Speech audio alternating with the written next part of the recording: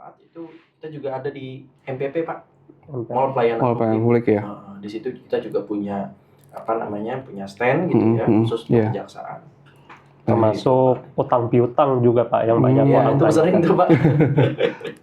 Masalah-masalah umum lah di masyarakat. Jadi membuka pelayanan di mall pelayanan publik, kemudian juga di tempat-tempat yang memang banyak didatangi oleh masyarakat begitu ya. Kalau untuk masyarakat yang ingin langsung datang ke kejaksaan untuk mendapatkan pelayanan hukum ini bisa juga ya? Oh tentu Pak, dengan senang hati Pak. Jadi memang sudah berjalan sih Pak dari tahun ke tahun. Itu mungkin ada sekitar 1 atau 2 orang dalam 1 minggu itu yang datang hanya untuk minta konsultasi. Dakta Radio, bijak dan cerdas. Rekan Dakta, selama ini kita mendengar kata jaksa, mungkin yang terbayang di dalam benak kita adalah penanganan perkara pidana di pengadilan. Namun ternyata peran kejaksaan tidak hanya sebatas itu. Kejaksaan juga memiliki fungsi penting dalam bidang perdata dan tata usaha negara melalui peran yang dikenal sebagai jaksa pengacara negara. Melalui jaksa pengacara negara, kejaksaan juga memberikan bantuan hukum, pertimbangan hukum, hingga pelayanan hukum kepada negara, pemerintah, bahkan juga kepada masyarakat. Peran ini menjadi sangat penting dalam menjaga kepentingan negara, memberikan kepastian hukum bagi instansi pemerintah, sekaligus membantu menyelesaikan berbagai persoalan hukum secara profesional. Selain itu, jaksa pengacara negara juga memiliki peran dalam mendukung program pembangunan, mendampingi berbagai kebijakan pemerintah, hingga membantu menyelamatkan dan memulihkan keuangan negara melalui jalur hukum perdata. Lalu seperti apa tugas dan kewenangan jaksa pengacara negara? Bagaimana masyarakat maupun juga instansi pemerintah bisa memanfaatkan layanan hukum dari kejaksaan negeri tersebut? Untuk membahasnya, kita akan berbincang dalam program Jaksa Menyapa. Bersama Kejaksaan Negeri Kota Bekasi sudah hadir bersama kami Kepala Seksi Perdata dan Tata Usaha Negara Kasidatun Kejari Kota Bekasi, Bapak Irvano Rukmana Rahim, SHMH, dan juga didampingi oleh Kasubsidatun Kejari Kota Bekasi, Bapak Andreas. Kita sapa, Assalamualaikum warahmatullahi wabarakatuh. Pak Irvano dan juga Pak Andreas. Waalaikumsalam warahmatullahi wabarakatuh. Kabar sehat ya Pak Irvano dan juga Pak Andreas. Baik, kita akan berbincang berkaitan dengan bagaimana peran jaksa pengacara negara yang memang kalau banyak masyarakat ini mengenal jaksa hanya menangani perkara pidana begitu ya, tapi ada juga disebut jaksa pengacara negara. Apa sebetulnya pengacara negara tersebut Pak?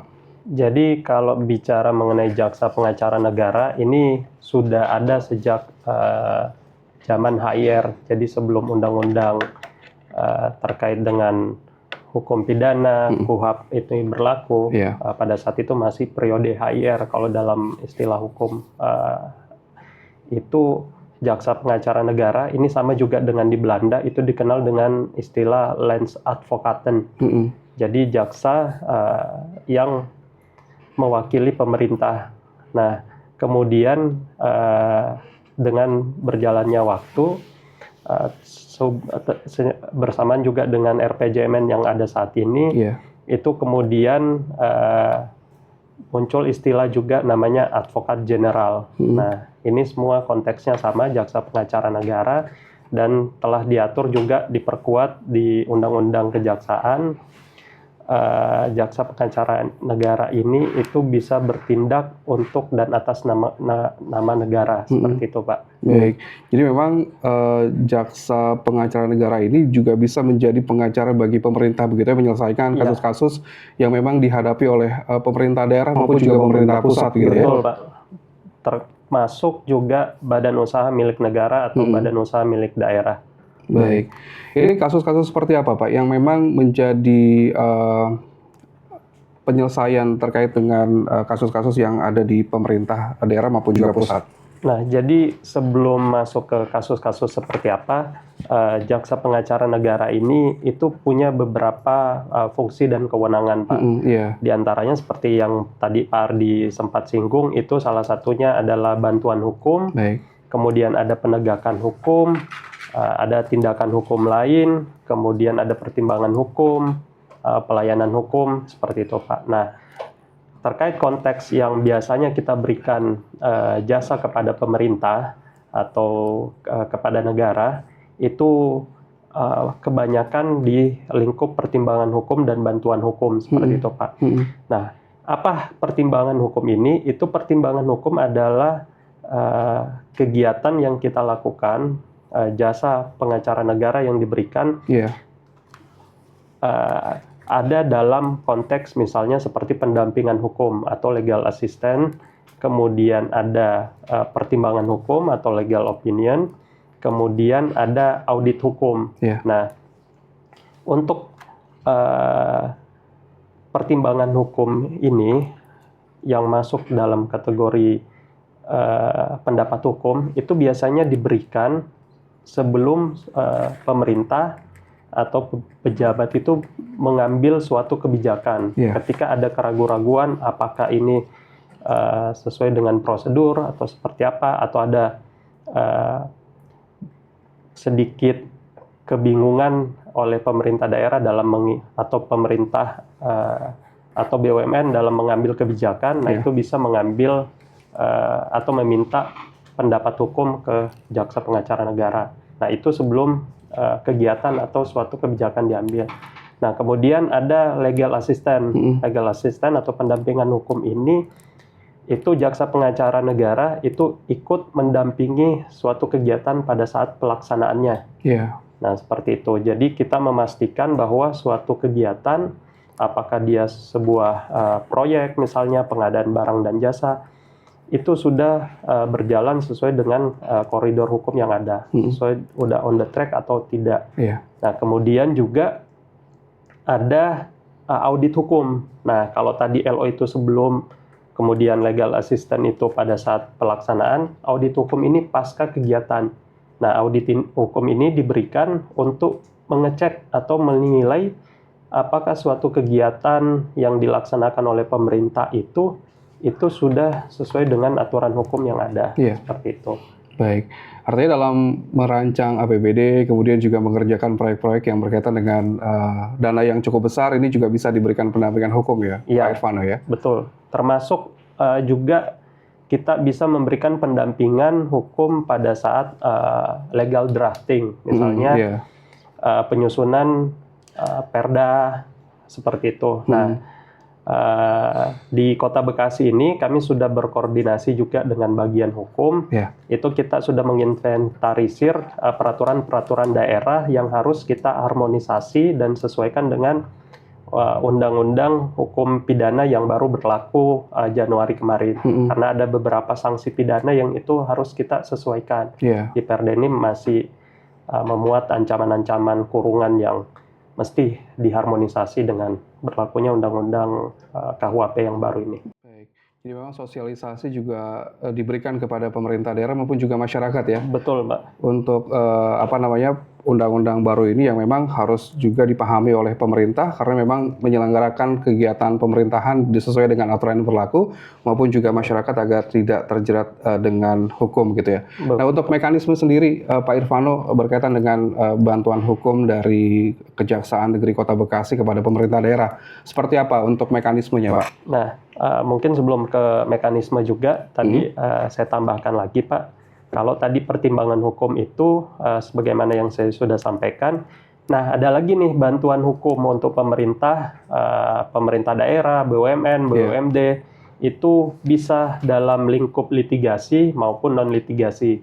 Jadi misalnya ketika ada permasalahan, BUMN misalnya memiliki piutang yang harus ditagih, atau ada sengketa antara pemerintah dengan swasta, atau dan lain sebagainya, nah kami JPN bisa mewakili berdasarkan surat kuasa dari pemerintah atau BUMN ataupun BUMD, itu mewakili baik di dalam pengadilan maupun di luar pengadilan. Seperti itu. Termasuk misalnya melakukan penagihan piutang-piutang, tunggakan, kemudian terkait adanya prestasi misalnya dalam kerjasama antara pemerintah dengan pihak swasta. Nah, itu kita bisa involve berdasarkan surat kuasa, kita bisa mewakili pemerintah di situ. Baik. Sejauh ini seperti apa Pak kerjasama yang sudah dilakukan, berapa yang memang juga sudah bisa diselamatkan begitu ya, kerugian negara maupun juga kasus-kasus yang melibatkan antara pemerintah maupun juga pihak-pihak yang keterlibatan dengan hukum ini, Pak? Nah, alhamdulillah Pak, kalau untuk kerjasama dengan pemerintah Kota Bekasi ini cukup baik sampai dengan saat ini. Iya. Di tahun lalu saja, di tahun 2025 itu berdasarkan hasil kinerja Jaksa Pengacara Negara, bersinergi juga dengan pemerintah daerah, baik dengan BUMN yang ada, BUMD juga yang ada, kita berhasil melakukan pemulihan keuangan negara sebesar 38.928.340.000 rupiah, Pak. Kemudian ada juga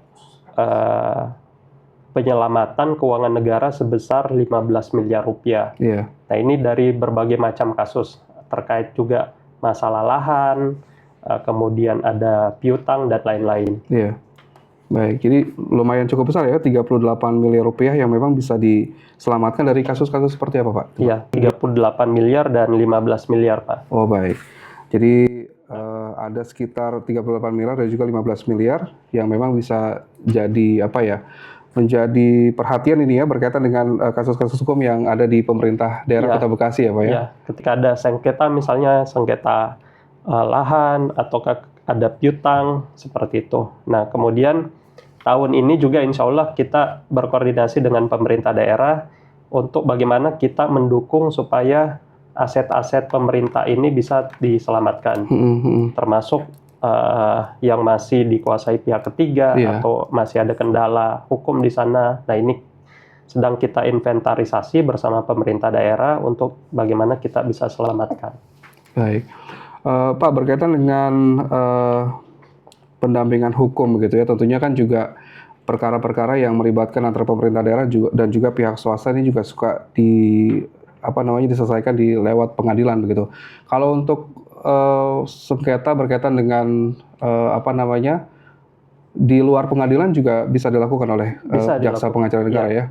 Ya, jadi baik dalam litigasi maupun non-litigasi. Jadi kalau misalnya sebelum sampai ke pengadilan, kita upayakan terlebih dahulu melalui pendekatan persuasif. Apakah ini bisa diselesaikan with solution bagi kedua belah pihak. Nah, kalau memang misalnya muaranya memang harus ke pengadilan, ya maka kita selesaikan lewat mekanisme litigasi ke pengadilan. Baik. Pemerintah daerah dan juga BUMD saat ini untuk Pemkot Bekasi dan juga di pemerintah Kota Bekasi seperti apa, Pak? Kerjasamanya maupun juga apa nanti yang akan dilakukan ke depan? Insya Allah di 2025 ini kita udah jalin komunikasi, kita lanjutkan kerjasama yang sudah terbangun sampai dengan saat ini. Nah, tentunya bagaimana kita bisa mengejar, kita bisa menyelamatkan aset-aset atau potensi-potensi, termasuk juga dengan bagaimana kita mengoptimalkan pemasukan untuk pendapatan daerah, Pak. Iya. Ya, bagaimana misalnya pajak-pajak, kemudian retribusi-retribusi yang belum diselesaikan hingga saat ini, itu kita kolaborasi dengan pemerintah daerah untuk mengejar dan melakukan penagihan terhadap pajak maupun retribusi itu. Baik. Apa pajak yang memang belum tergali, Pak, di Kota Bekasi, Pak? Sejauh ini, silakan Pak Andreas mungkin. PBB, Pak, Iya. izin nambahkan. Ada PBB, BPHTB, terus kontribusi pasar juga. Nah, itu memang ada yang sampai menggulung ininya, piutangnya. Itu semua kita bantu. Adapun kita bantu itu kita undang atau kita datang langsung kepada si debitur bersama juga dengan misalnya Bapenda ataupun debitur lainnya yang kita dampingi. Nah, di situ kita negosiasi, Pak. Kita negosiasi bagaimana caranya persuasif kita agar si debitur-debitur ini mau sukarela berkenan untuk membayarkan piutang-piutang yang sudah tertumpuk. Demikian. Baik. Menarik soal tadi disebutkan banyak aset-aset yang memang belum bisa diselamatkan gitu ya. Karena kan memang Kota Bekasi ini juga menjadi perhatian dari BPK sendiri. Nah, seperti apa berkaitan dengan aset-aset yang masih belum bisa diambil alih gitu ya oleh pemerintah Kota Bekasi, dan juga bagaimana Pak langkah-langkah dari Kejaksaan Negeri Kota Bekasi sebagai jaksa pengacara negara? Nah, tentu terkait aset-aset ini seperti yang tadi saya sampaikan Pak, pertama kita inventarisir dulu Pak. Oke. Jadi antara satu case dan case yang lainnya kan tentu berbeda Pak. Ada permasalahannya mungkin di A misalnya, kemudian yang lain di B misalnya. Nah tentu kan ada perbedaan, makanya kita perlu inventarisasi dulu, kita identifikasi dulu permasalahan yang ada. Nah kemudian nanti kita lakukan rapat bersama dengan pemerintah daerah untuk bagaimana solusi penyelesaiannya. Apakah cukup dengan nanti jaksa pengacara mengeluarkan pendapat hukum, ataukah memang kita harus ikut mendampingi penyelesaiannya, atau bahkan apakah perlu kemudian sampai ke pengadilan seperti itu. Baik, banyak kan sih mobil dinas ya Pak ya. Berdasarkan informasi yang memang ada di masyarakat ini, mobil dinas di Pemkot Bekasi juga belum bisa dikembalikan lagi gitu ya. Iya, nah kami pada prinsipnya siap apapun permintaan atau permohonan dari pemerintah daerah. Yang penting masih dalam lingkup ruang tupoksi JPN, kita siap membantu Pak. Baik, Pak, soal ini terkait dengan pelayanan hukum kepada masyarakat, selain BUMN dan juga pemerintah Kota Bekasi, tentunya jaksa pengacara negara juga bisa memberikan bantuan kepada masyarakat. Ya, seperti apa, Pak Irfan? Selain tadi untuk pemerintah, BUMN, BUMD, jaksa pengacara negara juga bisa memberikan pelayanan hukum kepada masyarakat. Nah, ini sudah berjalan, contohnya seperti apa, itu kita memberikan masukan kepada masyarakat ketika mereka ingin mempertanyakan atau ada permasalahan terkait dengan hukum keperdataan atau tata usaha negara. Nah, mereka bisa diskusikan, minta pendapat ke kami seperti itu, Pak. Nah, ini sudah berjalan, kita sempat melakukan di tahun lalu itu sampai ke pasar-pasar ya. Beberapa pasar Pak, kita buka booth atau stand untuk pelayanan hukum ke masyarakat umum aja. Apa yang biasanya ditanyakan oleh masyarakat, Pak Ernest? Macam-macam Pak. Macam-macam, tapi kebanyakan sih ada cerai. Tentang cerai, warisan, ya masalah-masalah seperti itu Pak. Kemudian selain yang kita ke pasar atau kita ke beberapa tempat, itu kita juga ada di MPP Pak, Mall Pelayanan Publik ya. Di situ kita juga punya punya stand gitu ya, khusus untuk kejaksaan. Termasuk utang piutang juga Pak, yang banyak orang itu sering tuh Pak.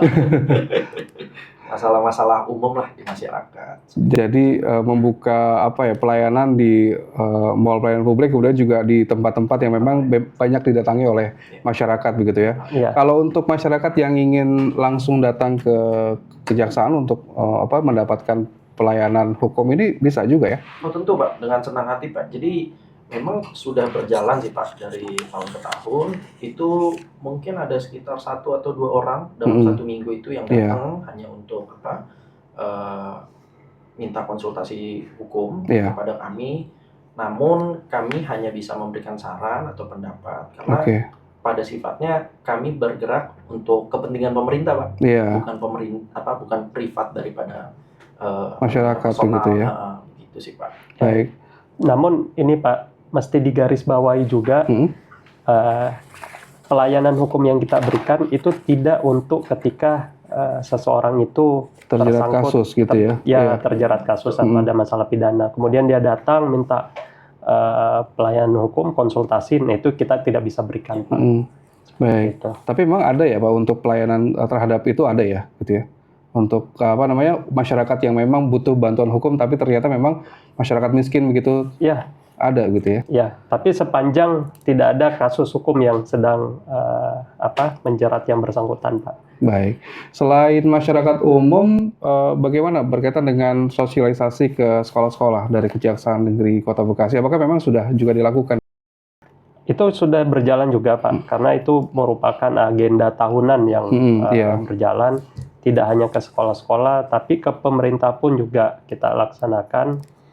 Ini tentu dalam rangka untuk pencegahan, Pak. Jadi kalau kita berbicara mengenai hukum, itu kita tidak hanya berbicara mengenai penegakan atau penindakan aja, tapi juga terkait dengan pencegahan, Pak, langkah preventif. Nah, hadirnya JPN juga ini itu lebih banyak ke arah preventif, Pak, atau pencegahan terjadinya penyimpangan-penyimpangan. Baik. Jadi memang masyarakat diedukasi agar memang tidak melakukan perbuatan-perbuatan hukum gitu ya, Pak Irvano ya, dan juga Pak Andreas ya. Betul. Dan Anda masih mendengarkan program Jaksa Menyapa bersama Kejaksaan Negeri Kota Bekasi, masih bersama Bapak Irvano Rukmana Rahim SHMH dan juga didampingi oleh Kasubsi Datun Kejari Kota Bekasi, Bapak Andreas. Anda rekan Anda juga bisa bertanya bersama kami dalam perbincangan kami dalam program Jaksa Menyapa melalui telepon kami di 8816363 atau WhatsApp 081511107107. Tadi juga sudah dijelaskan terkait dengan peran Jaksa Pengacara Negara yang memang ini juga banyak sekali melakukan berbagai pendampingan hukum maupun juga pemberian opini hukum ya untuk pemerintah daerah maupun juga BUMN dan juga BUMD. Kemudian juga kita akan bertanya berkaitan dengan mekanisme seperti apa untuk proses bantuan hukum bagi pemerintah Kota Bekasi yang dilakukan oleh Jaksa Pengacara Negara. Silakan Pak Andreas ya. Ya, terima kasih Pak Ardi. Ya, jadi ada pun sistem atau mekanismenya Pak, itu diawali dulu dengan surat permohonan Pak. Surat permohonan dari pemohon, khususnya pemerintah ya Pak ya, untuk kepentingan pemerintah. Kemudian setelah kita dapatkan permohonan itu, kita mempersilahkan daripada pemohon untuk memaparkan kepada kami seperti apa yang ingin didampingi, kemudian seperti apa permasalahannya. Nah, setelah itu kami melakukan telaah Pak. Kami telaah dulu dokumen-dokumennya, kemudian duduk perkaranya, kasus posisinya. Kemudian setelah itu kami tetap mengecek Pak kepada ada bidang intel, ada bidang pitsus. Kami kirimkan nota dinas yang ingin menanyakan bahwa apakah dalam perkara ini ada konflik kepentingan atau konflik of interest. Jadi kalau memang tidak ada, maka kita bisa mendampingi si pemohon tersebut. Kembali lagi ya Pak, dalam unsur pemerintah ya Pak, bisa BUMN, BUMD maupun pemerintah. Kemudian setelah itu kita jalankan Pak, kita berikan nasihat-nasihat hukum, pendapat-pendapat hukum agar tidak terjadi penyimpangan. Jadi sifatnya itu semua preventif Pak, seperti itu. Kemudian kalau memang yang litigasi, kemudian kita kita masuk dalam persidangan Pak. Kami mewakili daripada si pemohon itu untuk bersidang sampai dengan perkara diputus sampai dengan inkrah. Seperti itu Pak Ardi. Baik. Memang ada surat permohonan dan juga ada MOU ya Pak ya, antara pemerintah daerah juga kejaksaan ya. Ya, umumnya didahului dulu Pak dengan MOU, supaya MOU kan kesepahaman nih Pak. Bahwa kedua belah pihak dari pemerintah dan juga kejaksaan gitu sama-sama mengerti bahwa sepakat untuk menjalani komitmen dalam penegakan hukum Pak, seperti itu. Baik. Kemudian juga terkait dengan penegakan hukum yang juga bisa dilakukan oleh bidang perdata dan juga tata usaha negara. Mungkin juga bisa dijelaskan Pak Irvano dan juga Pak Andreas ini seperti apa untuk penegakan hukum yang memang dilakukan oleh Jaksa Pengacara Negara. Baik. Jadi tadi selain bantuan hukum, pelayanan hukum, pertimbangan hukum, juga ada fungsi lainnya yaitu penegakan hukum. Nah, penegakan hukum ini contohnya misalnya kita ambil misalnya seperti kasus korupsi Pak. Jadi ketika ada suatu penyidikan kasus korupsi yang sedang berjalan, kemudian tersangkanya ini meninggal dunia Pak. Nah, sedangkan sudah ada kerugian negara yang timbul berdasarkan perhitungan dari auditor. Nah, maka Jaksa Pengacara Negara itu bisa melakukan upaya gugatan untuk mengejar pengembalian kerugian keuangan negara itu. Nah, itu bisa dalam tahap penyidikan sampai juga dalam tahap penuntutan. Kemudian juga bisa pada saat pelaksanaan eksekusi pidana. Misalnya ketika si terpidana ini dibebankan untuk membayar uang pengganti belum dibayarkan, nah itu kita bisa gugat. Ataukah misalnya si terpidana ini meninggal dunia, sedangkan dia masih punya uang pengganti yang harus dibayarkan. Nah, itu biasanya kita bisa lakukan gugatan ke ahli warisnya. Nah, kemudian selain itu kita juga bisa batalin perkawinan, Pak. Jadi kalau misalnya ada orang yang menikah tidak sah secara hukum agama maupun hukum negara gitu ya. Undang-undang perkawinan, nah itu kita bisa mohonkan untuk pembatalannya. Termasuk juga kita bisa mohonkan untuk pemecatan wali anak. Ya, misalnya ada orang tua yang memang berbuat tidak baiklah kepada anaknya. Nah, itu kita bisa mohonkan untuk pemecatan. Kemudian kita juga bisa mohon untuk pengangkatan wali anak, Pak. Jadi untuk anak-anak yatim, nah ini yang lagi kita upayakan juga, insya Allah di tahun 2026 ini kita koordinasi juga dengan beberapa yayasan yang ada di Kota Bekasi, supaya kita bisa berikan perlindungan hukum kepada anak-anak yatim, Pak. Anak yatim piatu, supaya mereka bisa mendapatkan wali yang sah secara hukum. Nah, tentu untuk melindungi kepentingan hukum si anak ini, Pak. Karena mereka belum cakap, masih di bawah 18 tahun. Tentu kalau anak yatim piatu kan dia nggak punya orang tua, tidak punya wali yang bisa mengurusi hal-hal terkait dengan kepentingan hukumnya mereka. Nah, ini yang kita sedang upayakan di tahun 2026 ini juga, Pak. Kemudian selain itu di penegakan hukum juga kita bisa mohonkan pilot suatu perusahaan. Kita bisa memohonkan untuk pembubaran suatu PT seperti itu. Nah, ini sama juga nanti bisa berkaitan dengan kasus tipikor. Nah, kalau undang-undang hukum pidana yang baru berlaku ini kan itu sudah dipertegas terkait dengan tindak pidana yang dilakukan oleh korporasi bisa terjadi. Nah, ketika korporasi ini nanti melakukan tindak pidana dan dipandang memang korporasi ini itu dibuat hanya untuk melakukan kejahatan, nah kita bisa pengacara negara memohonkan supaya PT itu dibubarkan gitu ya. Itu. Baik. Balik lagi ke pelayanan kepada masyarakat, ini juga ada pelayanan kepada masyarakat secara tertulis dan juga secara lisan gitu ya, Pak ya? Mungkin seperti apa? Karena ada juga pertanyaan dari rekan Dakta di 0858 ini yang menanyakan bagaimana mengetahui untuk pelayanan dari Kejari Kota Bekasi berkaitan dengan persoalan hukum yang saya hadapi. Dari Pak Andri di Bekasi. Baik. Untuk rekan Dakta, selain tadi disampaikan oleh Pak Andreas, selain datang ke kantor, kita insya Allah juga di tahun ini akan turun juga, Pak, mungkin ke pusat-pusat perbelanjaan, buka booth untuk datang mengakomodir masyarakat yang sekiranya butuh untuk konsultasi hukum. Nah, selain itu juga sudah bisa dari rumah, Pak. Nah, kita punya aplikasi namanya Halo JPN. Nah, tinggal di googling aja, nanti silahkan pertanyaan-pertanyaan yang ingin mau dikonsultasikan itu tinggal di-input di Halo JPN itu, Pak. Baik.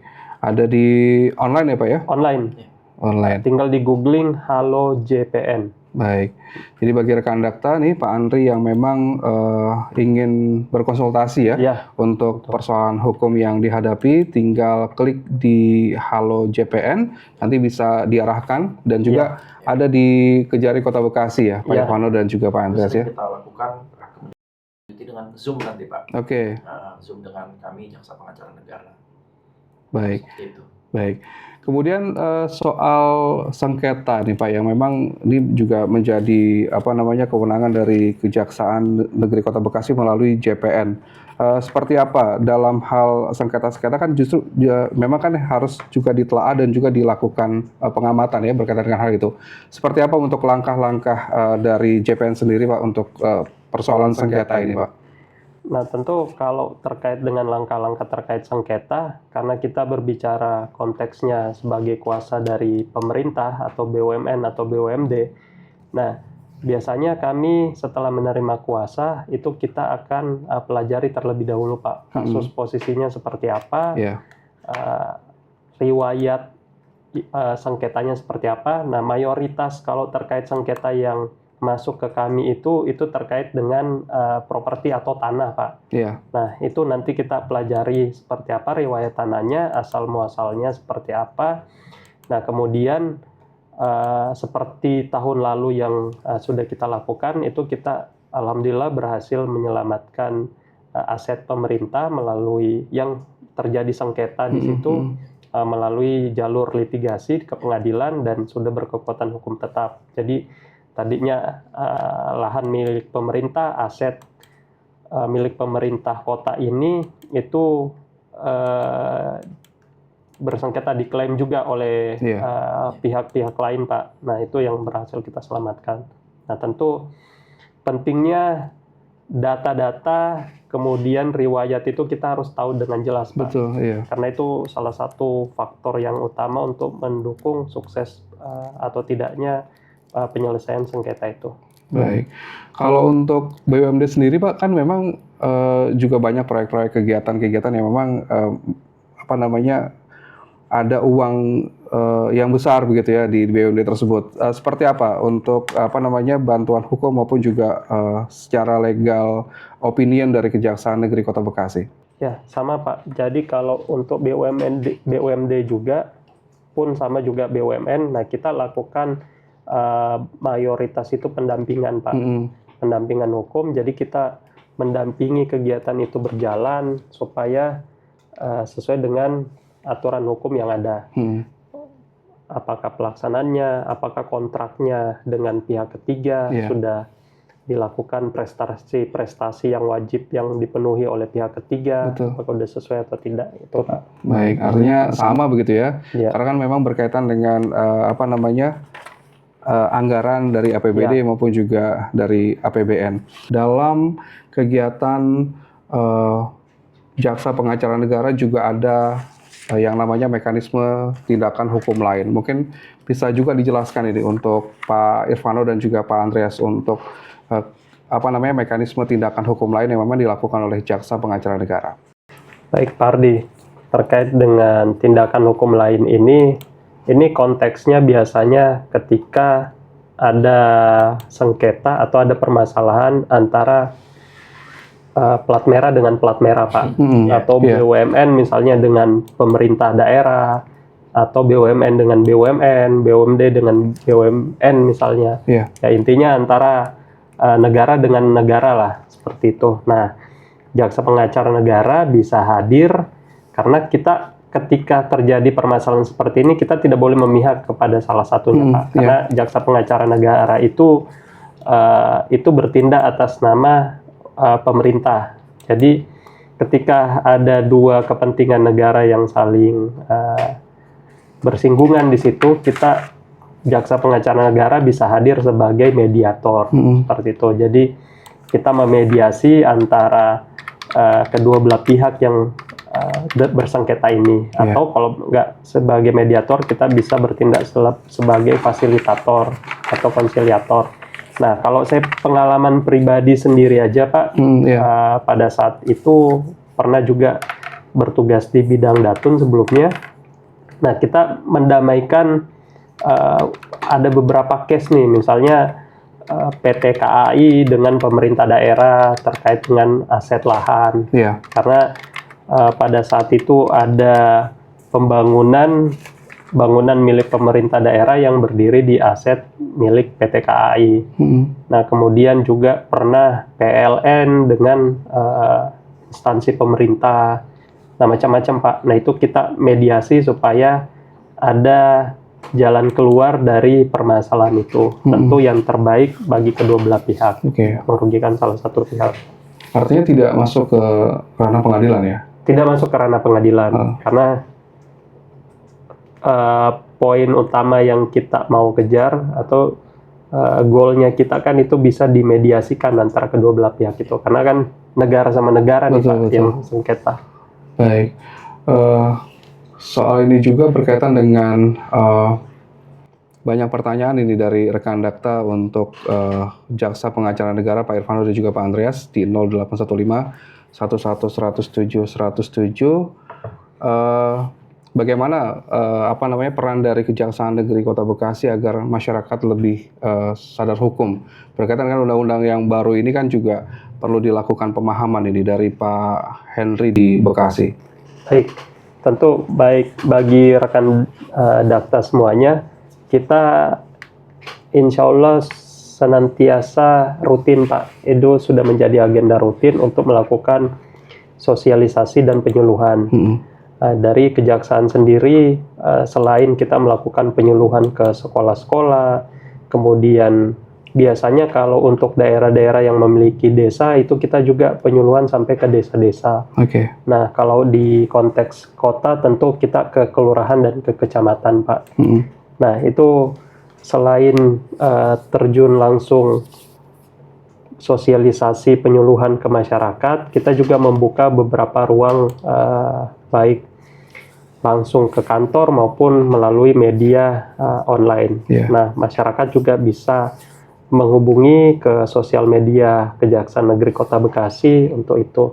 Nah, tentu apalagi dengan berlakunya undang-undang hukum pidana yang baru ini, tentu banyak hal-hal yang baru, Pak. Nah, ini kita senantiasa edukasi, kita bersinergi bersama aparat penegak hukum lainnya, bersama rekan-rekan dari kepolisian, kemudian dari pengadilan, kita mengedukasi kepada masyarakat seperti itu, Pak. Baik, Pak, ini kan Jaksa Pengacara Negara kan juga melakukan MOU kepada pemerintah daerah begitu ya. Selain pemerintah daerah juga melakukan MOU juga ke beberapa instansi, Pak. Betul. Jadi selain pemerintah Kota Bekasi, kita ada kerjasama juga, Pak, dengan beberapa BUMN yang ada, kemudian juga BUMD yang ada. Baik. Kalau untuk di tingkat desa, karena memang kan anggaran dana desa kan luar biasa besar begitu ya. Seperti apa juga melakukan pendampingan juga? Nah, kalau untuk daerah yang memiliki desa itu juga kita lakukan pendampingan, Pak. Tapi karena Kota Bekasi tidak punya desa ya, kita nggak ada pendampingan ke desa, Pak. Baik, jadi di tingkat kabupaten ya, Pak. Nah, untuk daerah-daerah yang memiliki desa di tingkat kabupaten itu juga. Jadi di Intel itu ada program jaga desa. Biasanya kami bersinergi juga dengan bidang Datun, bersinergi dengan bidang intelijen terkait dengan program jaga desa itu. Jadi nanti dari bidang Datun, ketika desa ini butuh advice hukum seperti itu, butuh pendapat dalam karena kan kalau kita lihat di desa-desa ini mayoritas kepala desa itu orang yang tidak punya latar belakang birokrasi sebelumnya, Pak, atau berangkat dari tokoh-tokoh masyarakat yang ada yang masih minim pengetahuan terkait pengelolaan anggaran seperti itu. Nah, itu biasanya kita bantu memberikan edukasi, membantu memberikan pendampingan ke mereka supaya tidak ada penyalahgunaan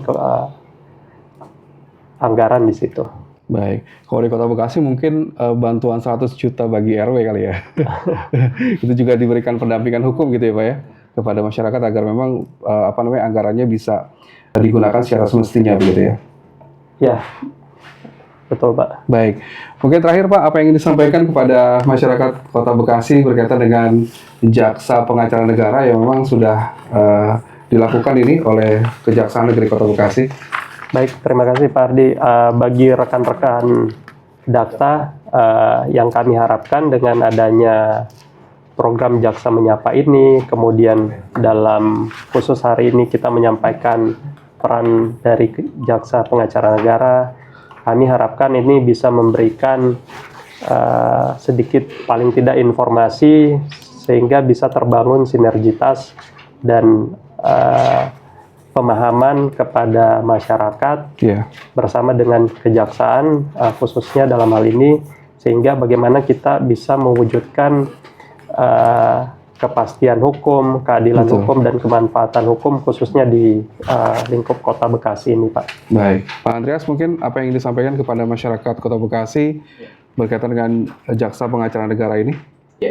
Mungkin melanjut pertanyaan Pak Henry tadi, sempat tanya. Jadi selain itu, walaupun kami dari aparat penegak hukum ini sudah berusaha aktif untuk mensosialisasikan hukum begitu, tapi ada pula kita kenal asas hukum namanya asas fiksi.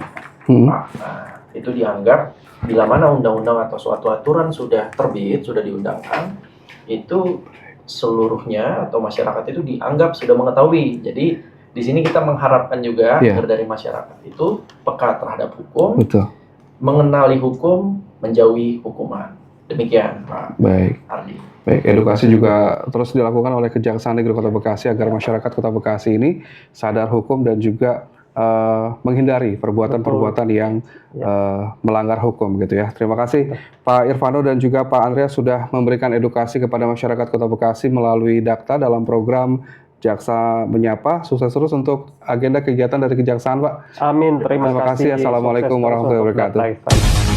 Dakta Radio, bijak dan cerdas.